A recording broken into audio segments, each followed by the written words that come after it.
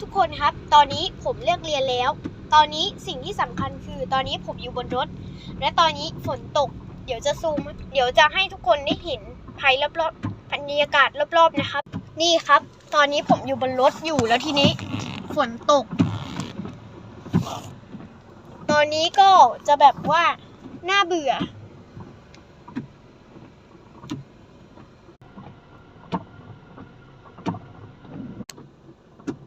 และเมื่อสักครู่ที่ผมให้ทุกคนดูนี่คือ